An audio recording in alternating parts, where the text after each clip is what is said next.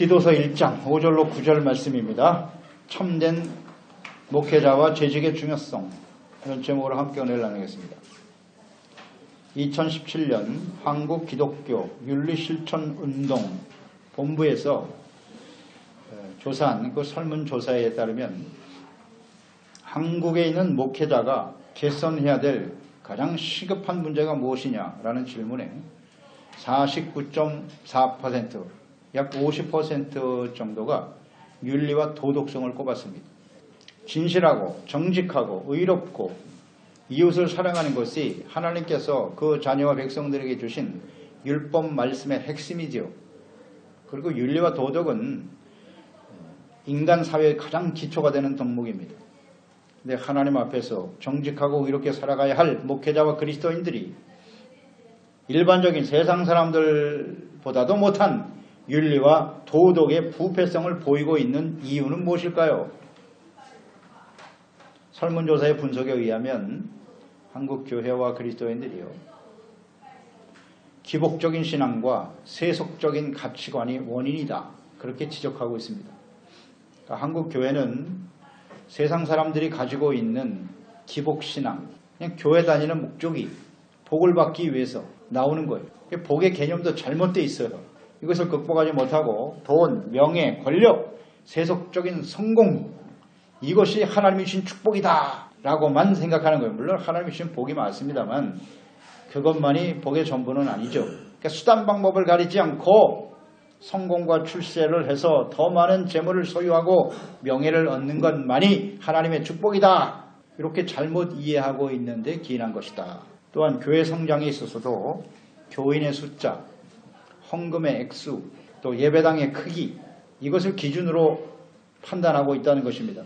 그러니까 복음 전파의 본질적인 의미를 상실한 세속적인 가치를 바탕으로 해서 교회들끼리 전도라고 하는 이름으로 서로 경쟁하고 있다. 그러니까 하나님의 나라보다 우리 한국교회, 대부분의 교회들이 문제점이 뭐냐면 우리 교회라고 하는 우상을 섬기고 있다는 거예요. 우리 교회. 그러니까 하나님의 말씀에서 벗어날 뿐만 아니라 세상 법에서도 어긋나는 불법을 행하는 목회자들, 그들을 그냥 묵인하고 인정하고 받아들여요. 목사가 불법을 행해도 우리 교회를 이만큼 성장시켰고 하나님이 성장시키셨지, 그 불법을 그대로 인정하는 거예요. 그냥. 그리고 자기들이 누리고 있는 모든 것을 자랑스럽게 여기고 살아가고 있다는 거예요. 우리 교회가 우상이 되어버렸어요. 이 시대의 교회 목회자와 그리스도인들은 경건의 능력보다, 우리가 디모데후서 4장에서 보았잖아요. 말세에 일어날 특징이 뭐냐, 경건의 모양만 추구하고 경건의 능력은 부인하는 거예요. 크고 화려한 교회를 짓고 수많은 사람들이 모여있고 신앙생활을 몇 년 했고 내가 교회에서 어떤 직분을 가지고 이런 걸 좋아하고요, 능력은 부인한단 말이에요. 그러니까 목회자들도 자신에게 주어진 목회 사역에 전념하기보다는 수많은 단체의 장이 되고 명함에 수많은 직책을 기록하는 것을 좋아하고 방송에 출연해서 얼굴을 알리고 그래야 교회가 부흥이 된다. 목회자와 그리스도인들의 마음속에 하나님이 주신 사명과 의와 거룩한 삶은 사라져버리고 탐욕과 교만이 자리 잡고 있다. 이것이 오늘 현실의 모습이라는 것입니다. 이와 같이 목회자와 그리스도인들이 물질과 명예, 쾌락의 노예가 되는 이유는 하나님께 대한 경외하는 마음, 두려움이 없기 때문이에요. 그리고 하나님과 하나님의 말씀에 대한 잘못된 이해, 잘못된 믿음에 근거한 것입니다. 또 하나는 하나님의 말씀을 깊이 묵상하고 기도하고 성령님의 인도하심을 따르는 경건한 삶을 잃어버렸기 때문이에요. 목사와 그리스도인들의 부패와 타락의 배후에는 사탄의 역사가 있다는 사실을 간과해서는 안 됩니다. 오늘 이 시대에 사탄이 하는 일이 뭐겠습니까? 세속화입니다. 교회를 이끌어가는 목사와 재직들, 그들을 부패시키면 교회와 성도들을 그대로 무너뜨릴 수 있어요. 그리고 세상 사람들로부터 끊임없이 교회 지탄의 대상이 되고, 아무리 예수 믿는 사람들을 복음 전해도 듣지 않습니다. 당신들이나 잘하세요. 과거의 이스라엘 역사에 나타난 교훈이기도 해요. 이스라엘, 그들이 하나님의 예루살렘의 성전도 있고 하나님이 그들과 함께한 역사를 가지고 있지 않습니까? 자신들이 하나님의 택하심을 받은 선민이라고 자랑스럽게 여겼죠. 그런데 그 왕과 제사장들이 부패하고 타락했을 때 이스라엘은 주변 나라에 짓밟히고 멸망당하고 말았습니다. 왕과 제사장이 부패하면 이스라엘이라도 멸망의 길을 가더라. 오늘날도 마찬가지입니다. 악한 원수 마귀가 집중적으로 공격하는 거예요. 목사들을 부패시키고 교회 재직들을 부패시키는 겁니다. 사탄이 과거에는 그렇게 일하고 지금은 안 할까요? 지금은 마지막 때입니다. 예수님의 재림이 임박하고 마지막 심판이 가까운 때이기 때문에 악한 원수 마귀들이 더 기승을 부리는 겁니다. 그러니까 우리가 조심해야 되는 거예요. 더더욱 근신하고 깨어 있어야 되고 이상한 일도 아닙니다. 경건의 모양의시나 경건의 능력을 부인하며 살아가는 거짓된 목회자와 재직들이 많아지고 있는 이 시대에 본문 말씀은 하나님께서 원하시는 참된 목회자와 재직들은 어떠해야 하는지를 말씀해주고 있습니다. 하나님의 말씀을 잘 우리가 묵상하면서 우리가 목회자로서 저 자신부터 목사로서 혹은 교회의 직분을 맡은 자들로서 갖춰야 될 인격적인 특성과 기준을 좀 잘 깨닫고 그에 합당한 삶을 살아가도록 힘쓰는 저희들이 되어야 할 것입니다. 이 기준에 완전하게 들어맞는 사람 많지 않겠죠. 그러나 이 하나님의 말씀이 기준이니까 하나님의 뜻이기 때문에 잘못된 건 돌이키고 참된 주님의 종들이 될 수 있도록 결단하고 힘쓰는 저희들이 되어야 하겠습니다. 첫째, 참된 목회자와 재직들은 교회 안에서 중요하고 필요한 두 가지 일이 있다라고 오늘 본문에 말씀하고 계시네요. 5절 말씀 보시면 내가 너를 그레데에 남겨둔 이유는 남은 일을 정리하고 내가 명령한 대로 각 성의 장로들을 세우게 하려 함이니 그레데 교회를 위해서 디도를 목회자로 남겨두었다. 그렇게 말씀하고 있네요. 디모데나 마가나 이런 도용자들은 사도 바울이 지금 로마의 감옥에서 순교를 앞두고 있어요. 그 마지막 순간에 데리고 오라고 그랬어요. 빨리 나한테 오라고. 만나고 싶다고. 그런데 디도만큼은 이 그레데에 남겨두었어요. 그 이유가 두 가지인데 남은 일을 정리하고 각성의 장로들을 세우게 하려 함이니라. 그레데는 그리스 남쪽에 있는 큰 섬이죠. 섬 중에서 가장 큰 섬일 거예요. 그리스에서. 오늘날은 에게해와 지중해에 위치한 크레타 섬이죠. 유명한 관광지로 알려져 있죠. 근데 이 그레데는 많은 성읍과 도시로 이루어져 있어요. 굉장히 큰 섬입니다. 바울에 의해서 복음을 듣고 여러 곳에 교회들이 세워져 있었습니다. 그래서 이 크레타 섬에는 지금도 2000년이 지났는데 지금도요 사도 바울을 기념하면서 매년 가장 큰 축제로 여기고 기념하고 있어요. 그러니까 이 크레타 섬에 세워진 교회와 성도들의 부족한 점을 바로잡아 주어야 한다. 그것을 가르치는 일, 이것이 바로 남은 일을 정리하는 것이다 라고 말씀하고 있어요. 이 남아서 정리할 일이 무엇인가, 일이 구체적으로 어떤 것인지를 기록하고 있는 것이 바로 디도서입니다. 그래서 이 그레데 교회 성도들은 당시에 어떤 모습을 가지고 있었는지 1장 12절로 13절 보시면 그레데인 중에 어떤 선지자가 말하되 그레데인들은 항상 거짓말장이고 악한 짐승이고 배만 위하는 게으름뱅이라 하니 이 증언이 참되도다. 그러므로 내가 그들을 엄히 꾸짖으라. 이는 그들로 하여금 믿음을 온전하게 하고 그랬어요. 그레데 사람들의 특성이기도 하지만 그런 사람들이 모인 교회 안에도 여전히 그런 모습을 가지고 있었다는 거예요. 항상 거짓말하고 악한 짐승, 배만 위하는 게으름뱅이다. 이들을 책망하고 바로잡아라. 바르게 세우는 일이 바로 디도를 그레데에 남겨둔 이유였다는 것입니다. 이 그레데 사람들의 특성, 이 특성을 가만히 보면 당시뿐만 아니라 오늘날 교회 안에도 얼마든지 있을 수 있다는 거예요. 그러니까 진리의 말씀을 떠나서 거짓말을 한다는 것은 거짓에 반대하는 진리죠. 진리는 오직 하나님의 말씀과 예수 그리스도뿐이에요. 하나님의 말씀을 떠나서 성경 말씀을 떠나서 말하고 행동하는 것은 다 거짓입니다. 이런 일들이 우리 가운데 있어요. 오늘날도요. 또 여전히 육체의 정욕을 추구하고 있고요. 게으름에 빠져서 더 이상 경건의 삶을 계속하지 않고 있고 세속화되어 가고 있단 말이죠. 이게 당시의 그레데 사람들의 특징이었고 오늘날 이 시대의 성도들의 모습이기도 하다. 그래서 이들을 바로잡아주는 일이 바로 교회 안에 있어서 가장 중요하고 필요한 일이다 라고 말씀해주고 있습니다. 목사가 이 사역을 해야 될 가장 중요한 목적 중에 하나가 뭐냐? 잘못된 것을 바로잡아주는 겁니다. 잘못된 길을 가고 있는 성도들을 엄히 꾸짖으라 그랬어요. 책망하고 바로잡아줘라. 이것이 교회 안에서 가장 중요한 일이다 라고 말씀하고 있어요. 또 하나는 이 성도들을 가르치고 책망하고 바르게 세워야 할 장로와 감독이죠. 이 성도들의 양육을 책임진 그 직분을 맡아야 될 장로와 감독들, 지도자들을 바르게 세우는 일 또한 교회에서 가장 중요하고 필요한 일이다. 장로와 감독 바르게 세우라고. 교회와 성도들 가르치고 양육해야 되는 이 장로와 감독은 뭐 목사라고 봐도 되고요. 교사, 가르치는 위치에 있는 사람이니까 교사. 그러니까 이 장로와 감독은 어떤 의미에서는 같은 의미예요. 장로라고 하는 이 단어는 히브리적인 의미를 가진 단어로 보면 되고요. 감독이란 말은 헬라적인 의미를 가진 거예요. 그래서 장로는 연륜이 많다, 나이가 많다. 그래서 히브리식 표현이에요. 구약성경에도 보면 장로에 대해서 많이 언급하죠. 이 장로는 단순히 나이가 많고 신앙의 연륜이 있다고 하는 의미기보다는 지도자죠, 지도자. 하나님의 말씀을 가르치고 이끌어갑니다. 이 감독이라고 하는 단어를 사용할 때는 목사와 교사로서 성도를 가르치고 양육하는, 감독하는 역할을 의미할 때 주로 감독이라는 말을 사용하게 되죠. 그래서 오늘날 장로와 감독은 성도들을 하나님의 말씀으로 가르치고 양육하는 목사가 여기에 해당이 될 것이고, 또 그 일을 맡아서 함께 헌신하는 재직들, 장로, 안수집사, 권사, 집사, 또 하나님의 아이들을 가르치는 교사, 여기 다 포함이 되는 겁니다. 가르치는 위치에 있는 사람들이니까요.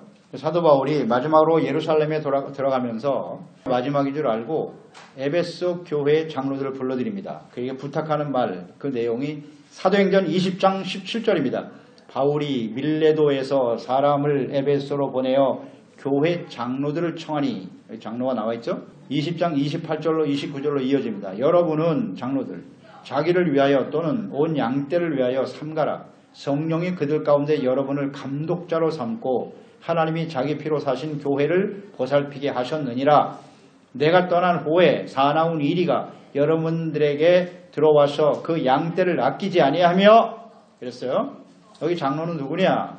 감독이죠. 성도들을 잘 가르치고 양육해야 될 목사에 해당하는 직분을 가진 사람들이라고 말씀하고 있습니다.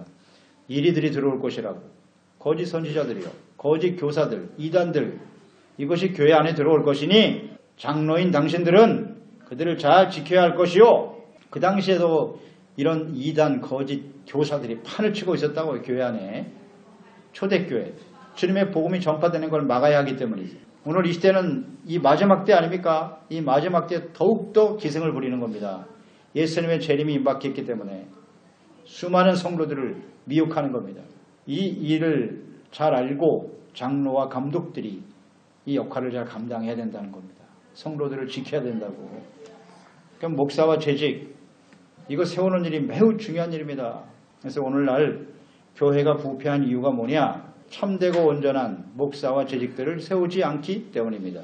그래서 교회가 부패해가는 거예요. 두 번째, 그러면 감독, 즉 목사와 장로, 재직이 갖춰야 될 자격이 무엇인지를 말씀해주고 있죠. 디모데전서에서도 우리가 보았는데요.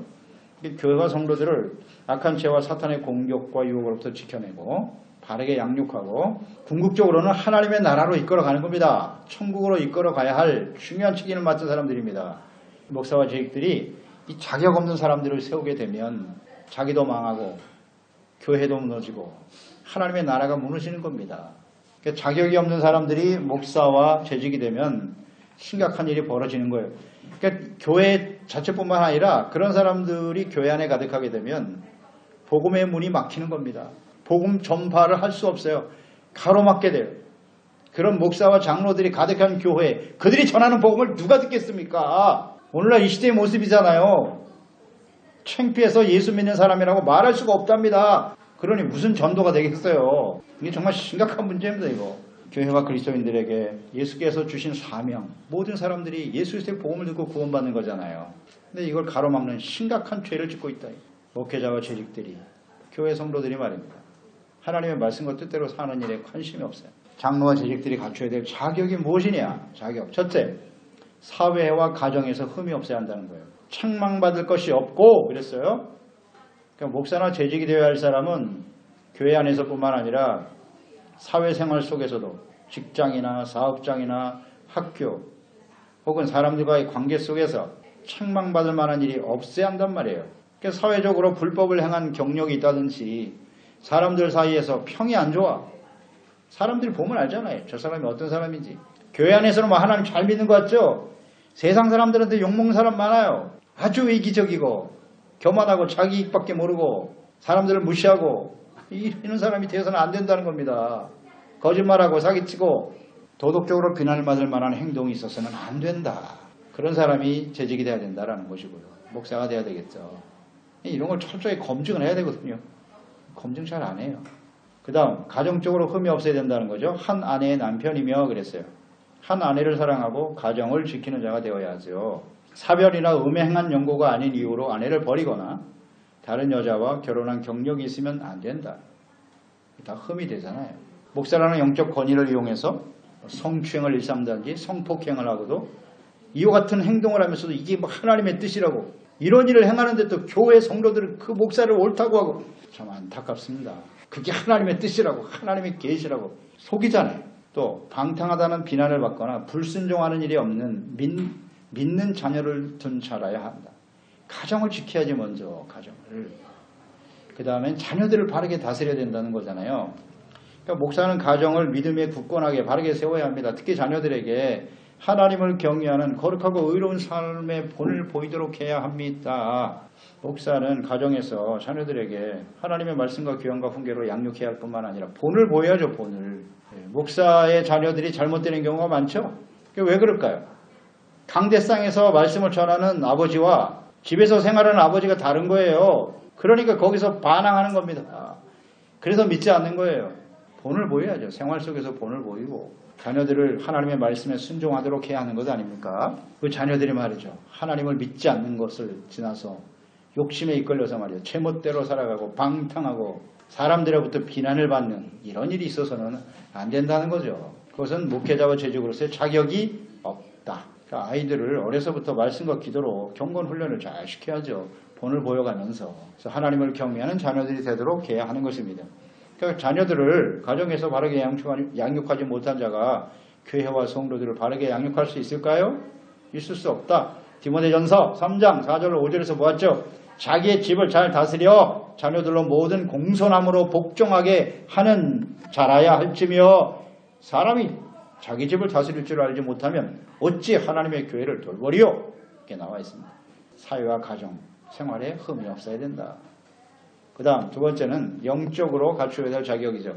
개인적인 자격 이렇게 볼 수도 있죠. 7절로 8절 말씀 보시면 감독은 하나님의 청지기로서 청지기입니다. 자기가 주인이 아니에요. 창망할 것이 없고 제 고집대로 하지 아니하며 급히 분을 내지 아니하며 술을 즐기지 아니하며 구타하지 아니하며 더러운 이득을 탐하지 아니하며 오직 나그네를 대접하며 선을 좋아하며 신중하며 의로우며 거룩하며 절제하며 그랬어요. 그러니까 목사와 재직들은 청직이라는 걸 잊지 말아야 돼요. 주인이 아닙니다. 목사가 교회 주인입니까? 자기가 주인이라고 생각하니까 그 모든 재산이 아까워서 자식에게 세습을 해주고 자기가 주인입니까? 우린 청직이에요. 종이라고요. 내 것이 아니에요. 주님의 것이지. 또 목사가 아니면 또 교회 장로나 내가 어떻게 헌신해서 이 교회를 세웠는데 교회 주인이 장로야. 재직들이 주인으로 타고 있어요. 사람들이. 종입니다. 우린 청지기로서 주님의 뜻대로 주님을 섬기는 자가 되어야 하죠. 그 부분에 있어서 책망할 일이 없어야 된다고 나와 있네요. 청지기로서 책망할 것이 없고 그러면 책망받을 일이란 무엇일까요? 고집대로 하지 아니하며 고집대로 하는 건 책망받을 일이라는 겁니다. 고집대로 하지 마라. 제 고집이란 뭐예요? 아주 교만한 거죠. 아집이 강하고 철저하게 자기중심적인 사람들이죠. 자신을 또 과대평가해요. 내가 대단한 사람이고 내가 어떻게 헌신했고 자신의 말과 뜻이 다 하나님의 뜻이라고 여기고 자신의 말과 생각만 의롭다고 여기고 다른 사람들을 무시하죠. 배척하죠. 비난하죠. 원망하죠. 오직 자기 자신만을 높이려고 하는 모습. 이 제 고집대로 하는 거예요. 목사가 이렇게 되면 큰일 납니다. 재직들도 마찬가지고요. 온유와 겸손이죠. 온유하고 겸손한 주님을 닮아가야지. 하나님의 말씀을 지키는 것과 자기의 아집하고는 달라요. 다른 사람이 보면 다 알아요. 그게 하나님의 말씀대로 말하고 행동하고 있는 건지 자기 고집대로 우기고 있는 건지 보면 안다고요. 자기만 모르는 거지. 또 하나는 급히 분내지 아니하며 그랬어요. 쉽게 분노를 나타내지 말아야 된다는 거죠. 그러니까 쉽게 분을 낸다는 건 뭐냐면 이게 절제가 안 된다는 얘기거든요. 뭐 분이 안 날 수는 없죠. 사람이 살다 보면 관계 속에서 뭐 화가 나죠. 그런데 항상 분노함이 마음속에 자리 잡고 있는 사람이 이런 사람은. 그래서 누가 톡 건드리면 바로 튀어나오는 거예요. 그러니까 평상시에 마음이 온유하고 평안하고 이렇게 안정적이어야 하는데 뭔가 맨날 불만이 많아. 그래서 건들면 바로 튀어나와. 감정이 절제가 안 돼요. 다스리지 못하는 겁니다. 하나님은 분노가 육체의 일이라고 말씀해 주셨어요. 죄악을 회개하고 예수 그리스도의 구속의 은혜로 용서받고 구원받은 성도는 절대로 마음속에 분노가 있어서는 안 돼요. 사람들과 관계 속에서 억울한 일을 당하기도 하고 애매한 일을 당하기도 하지만 불쌍히 여겨야죠. 긍휼히 여기는 마음을 가져야 돼요. 분노 안 됩니다. 우리 마음속에 분노가 일어나면 그건 무조건 육체의 일이고 죄다 이렇게 깨닫고요. 하나님 앞에 회개하고 돌이키는 것이 마땅한 일입니다. 에베소서 4장 26절 27절 분을 내어도 죄를 짓지 말며 해가 지도록 분을 품지 말고 마귀에게 틈을 주지 말라. 하루 이상 그 분노를 품으면 반드시 사탄이 역사합니다. 그때부터 사탄의 종이 되고 마는 거예요. 자신이 분노하면서 그것이 의롭다고 주장하고 정당화시키려고 할지 모르겠지만 분노하 그것을 쏟아내면요. 그건 절대로 의가 될 수 없어요. 대인관계에 있어서의 성령의 열매는 오직 세 가지밖에 없죠. 성령의 열매 갈라디아서 5장 22절 23절에 사랑, 희락, 화평 이건 대신관계에 있어서의 열매라 했어요. 하나님 앞에 맺어질 열매고 대인관계에서의 열매는 오래 참음, 자비, 양선 세 가지밖에 없어요. 오래 참음, 자비, 양선 이 외에 대인관계 속에서 일어나는 모든 것은 다 육체입니다. 육체입니다. 거기다가 자꾸 사족을 달면 안 돼요. 내가 당신 이런 것 때문에 화가 난 거야. 그리고 나는 의이고 너는 잘못됐어. 다 육체입니다. 교만이에요. 교만. 버려야 돼요. 그러니 이렇게 주의 종이나 재직들이 툭 하면 분노하고 감정이 절제가 안 되는 사람이 목회를 하겠어요? 누가 따르겠습니까? 불안하죠. 항상. 그 다음 술을 즐기지 아니하며 술을 습관적으로 마시고 즐기지 않아야 된다. 술자리에 앉는 것을 즐기지 말아야 된다는 의미죠. 사람들과 술 마시는 자리를 좋아하는 사람 쉽게 죄악의 유혹에 넘어가게 돼요. 잠언서 23장 31절 32절 포도주는 붉고 잔에서 번쩍이며 순하게 내려가나니 너는 그것을 보지도 말지어다. 보지도 말랍니다. 그것이 마침내 뱀같이 물 것이요 독사같이 쏠 것이다. 성경에 이렇게 나와 있잖아요. 보지도 말라고. 뱀은 뭔지 아시죠? 사탄의 유혹이 쉽게 빠진다는 겁니다. 술을 즐기게 되면. 그러니까 술을 즐기며 취하는 것은요. 목사와 재직들에게 있어서 책망받을 일이라고 말씀해 주고 있습니다. 구타하지 아니하며 폭력을 행사해서는 안 되겠죠.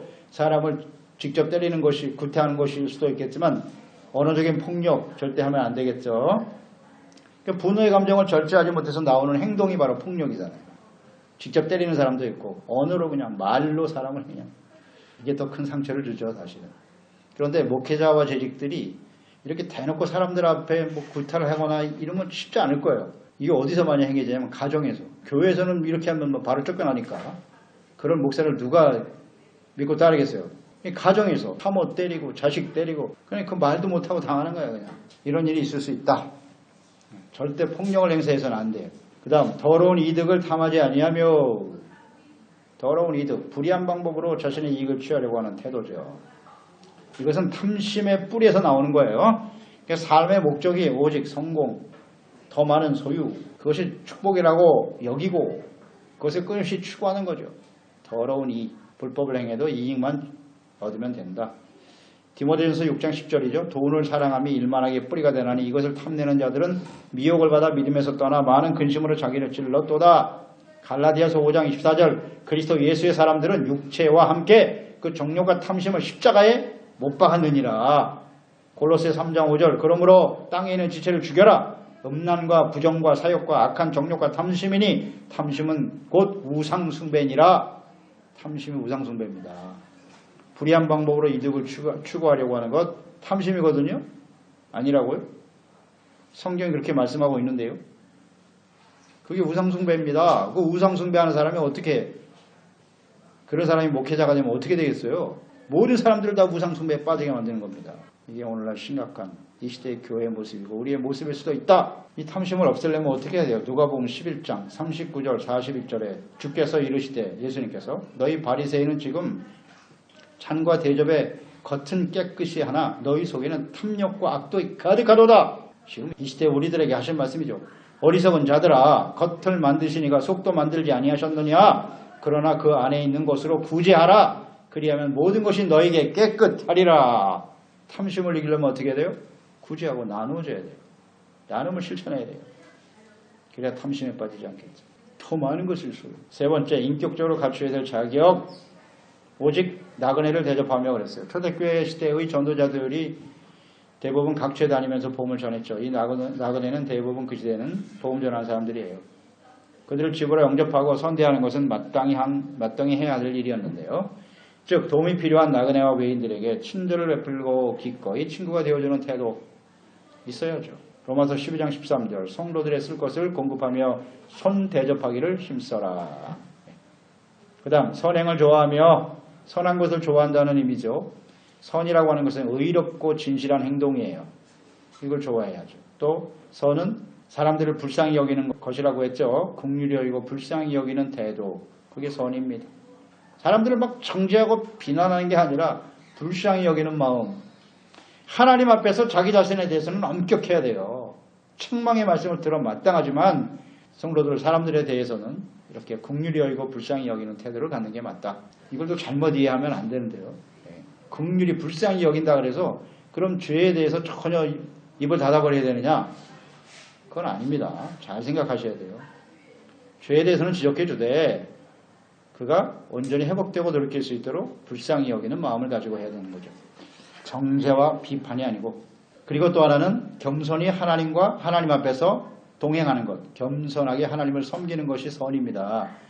겸손히 하나님과 동행하는 게 뭐겠어요? 경건한 삶이죠. 항상 말씀, 묵상과 기도와 성령의 인도하심을 따르는 경건의 삶을 좋아해야 돼요. 보세요. 선행을 좋아하며 또 선행은 나누어주는 거잖아요. 내 것이 아니라 나누는 거. 이런 걸 좋아해야 돼요. 그런데 죄정과 죄직들이 말씀, 묵상, 기도, 성령의 인도하심 따라 살아가는 삶을 싫어해? 이건 심각한 문제입니다, 여러분.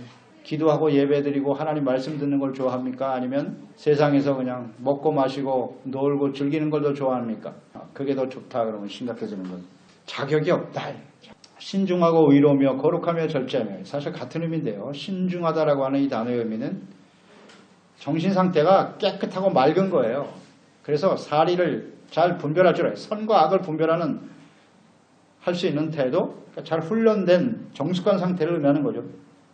그러니까 마음속에 끊임없이 일어나는 육체적인 욕구, 정욕 이런 것들을 분별해내고 정리할 수 있는 상태가 신중함입니다. 근신이라고도 하죠. 성급하거나 감정에 이끌리지 않아요. 그러니까 하나님의 말씀을 먼저 생각하죠. 내가 이렇게 말하고 행동하는 것이 하나님의 말씀과 뜻에 맞나? 한 걸음 물러나서 하나님 말씀으로 생각해 볼 줄 아는. 그래서 기도하고 성령의 인도하심을 받는 이런 상태가 바로 신중입니다. 그럴 때 의로운 삶으로 나타나겠죠. 의라고 하는 것은 죄를 버리는 거죠. 죄를 깨닫고 버리고 용서받고 의를 추구하는 거예요. 이것이 의입니다. 이것은 이제 거룩한 삶으로 이어지겠죠. 거룩도 역시 깨끗함입니다. 그 의미 자체는 성결하다, 깨끗하다, 구별되어졌다 그런 뜻이잖아요. 그러니까 추하고 더러운 죄악에 오염되어지 않는 하나님과 그 말씀 앞에서 깨끗함을 유지해가는 거예요. 이것이 구별이죠. 세상 사람과 목회자와 성도들의 차이는 뭐냐? 이렇게 얼만큼 깨끗하냐? 의의 삶을 추구하느냐인데 서두에 말씀드린 것처럼 오늘 교회와 성도들이 세상 사람들보다 더 부패하다. 불법을 행하면서도 그냥 얼굴이 얼마나 두꺼운지. 이건 거룩한 삶이 아니죠. 고린도후서 7장 1절 그런즉 사랑하는 자들아 이 약속을 가진 우리는 하나님을 두려워하는 가운데 거룩함을 온전히 이루어 육과 영의 온갖 더러운 곳에서 자신을 깨끗하게 하자. 육과 영의 더러운 곳에서 자신을 깨끗하게 하는 것이 거룩이래요. 거룩. 그러니까 삶의 가치관, 삶의 우선순위가 언제나 하나님의 나라와 그의 의에 맞춰져 있어야 돼요. 세상 사람들은 무엇을 먹을까 입을까 마실까잖아요. 더 많은 것을 소유하고 누리는 것이 삶의 우선순위의 목적 아닌가? 우리 그리스도인들은 그래서는 안 된다는 거죠. 그런 게 거룩이죠. 디모데전서 4장 5절 하나님의 말씀과 기도로 거룩하여짐이니라. 다른 방법이 없어요. 하나님의 말씀을 듣고 죄를 깨닫고 회개하고 돌이키고 기도하며 용서받고 이게 거룩을 유지해가는 길이에요. 말씀과 기도, 하나님 말씀 앞에 자기의 죄를 깨닫고 돌이키는 또 끊임없이 기도하면서 주님과의 경건한 삶을 유지하지 못하면서 내가 목사라고요? 목사면 다 거룩한 겁니까? 아니거든. 가장 기본적인 개념을 모르고 있어요. 개념을. 어떻게 거룩해지는지. 목회를 몇십 년 했고 신앙생활 내가 몇 년 했고 그러기 거룩함이 아닙니다. 히브리서 12장 14절 아주 엄중한 말씀이죠. 모든 사람과 더불어 화평함과 거룩함을 따르라. 이것이 없이는 아무도 노아에 나가 주를 보지 못하리라. 거룩함이 없으면 주님 못 만납니다. 그 다음 절제하며 자기를 다스릴 수 있는 능력이죠. 절제, 육체의 정력으로부터 나오는 욕망의 어떤 감정 이런 것들을 다 다스릴 수 있어야 되는 거죠. 여러분 보세요. 절제라고 하는 것이 우리의 의지와 노력만 가지고 될까요? 불가능합니다. 절제는 성령의 열매인 거 아시죠? 이게 자기 자신에 대한 열매 3가지 충성, 온유, 절제입니다. 성령의 인도하심이 없으면 절제가 안 됩니다. 그래서 경건의 삶이 그래서 이렇게 중요한 겁니다. 그러니까 말씀, 묵상, 기도, 성령의 충만함과 인도하심을 받지 못하는 목사, 재직, 자격 믿음. 이것은 끊임없이 우리가 하나님 앞에 서는 그날까지 계속되어야 할 일임을 잘 기억하시기 바랍니다. 그 다음 말씀의 가르침을 그대로 지켜야 한다 그랬어요. 말씀을 잘 가르치고 지키는 일에 솔선수범해야 한다는 거죠. 이게 마지막입니다. 9절 말씀이죠. 미쁜 말씀의 가르침을 그대로 지켜야 하리. 미쁘다라고 하는 것은 신실하신 하나님의 말씀. 이는 능히 바른 교훈으로 권면하고 거슬러 말하는 자를 책망하게 하려니라. 말씀을 그대로 지켜라. 즉 하나님의 말씀이 진리임을 굳게 믿고 어떤 사람들의 주장이나 요구에도 흔들림이 없어야 돼요. 오직 하나님의 말씀으로 책망과 교훈과 바르게 함과 의로 교육하는 일에 끊임없이 힘써야 되고요. 더 나아가서 자신을 통해서 선포되고 증거된 말씀을 자기 자신이 지켜야죠. 자기 자신이 지키는 일에 힘써야 된다. 온전하지 못하죠. 우리 모두 다. 그러니까 그 말씀 앞에서 우리 모두가 다 겸손하고 또 회개하고 돌이키는 모습, 이거 우리가 힘써야 된다는 거예요.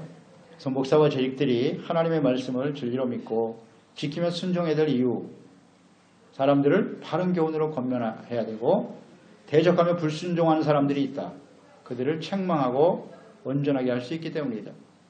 목사가 바르지 못하면 그 책망과 교훈을 누가 듣겠습니까? 성도들도 다 같이 잘못된 길로 가는 거예요. 바로 잡을 수가 없어요. 그래서 오늘날 교회와 목회자와 재직들이 이에 합당한 삶을 살아가느니 힘쓰지 않기 때문에 아무도 그를 따라주지 않는 거예요. 그들이 전하는 복음 듣지 않습니다. 이건 심각한 문제입니다. 세속화와 부패가 계속되어 가고 있는 이 시대에 살아가는 우리 그리스도인들로서 하나님께서 원하시는 참된 목회자와 재직들이 되도록 오늘 이 말씀을 통해서 늘 기도하고, 이게 우리 삶의 기준이니까, 난 이런 자격이 없으니까 난 목사 한번 내가 하고 싶어 하는 겁니까? 하나님 부르시는 거죠. 재직도 마찬가지예요. 하나님이 택하시고 세우고, 나 그거 안 하면 되지요? 그거 절대 정당화될 수 없어요. 하나님 앞에 온전한 모습으로 성숙해 가야죠. 이런 모습으로 하나님을 섬길 때 하나님께서 그와 같은 사람들을 통해서 교회를 바르게 세우고 하나님의 나라를 바르게 세워가는데 쓰임받게 되겠지요. 기도하겠습니다. 하나님 아버지, 오늘도 주의 말씀을 묵상해 봅니다. 오늘 이 시대에 교회와 목회자와 재직들이 하나님 앞에 온전하지 못하기 때문에 부패하고 세속화에 찌들어서 점점 마지막 심판을 향해 달려갈 수밖에 없는 이 시대에 사람들을 구원하기보다는 오히려 구원받을 사람을 가로막고 있는 현실이 오늘 우리의 모습이 아닌가요? 교회가 왜 이렇게 되었나요? 가장 중요한 2가지 일이죠. 잘못된 길로 가고 있는 성도와 또 사람들을 책망하고 바르게 잡아주는 일에 온전히 그 일을 감당하지 못하고 있다는 것이고, 또한 그들을 가야 할 장로와 감독들, 종과 재직들이 자격이 없기 때문이에요. 또 거기에 관심도 없어요. 그래서 오늘날 이 교회가 그리스도인들이 점점 하나님의 진노의 날을 쌓아가고 있는 것이 아닌가, 이런 말씀을 통해 생각하고요. 저희들도 이 하나님의 말씀에 온전하지 못한 모습을 솔직하게 주님께 고백하고 다시 한번 예수 그리스도의 보혈로 씻어주시고 우리의 주어진 정체성과 사명을 분명히 하고 경건의 모양만 추구하는 자들이 아니라 능력을 소중하게 여기며 성숙한 모습으로 주님을 따르는 저희들이 되게 하여 주시옵소서. 예수님의 이름으로 기도드리옵나이다. 아멘. 디도서 1장 5절로 9절 말씀입니다.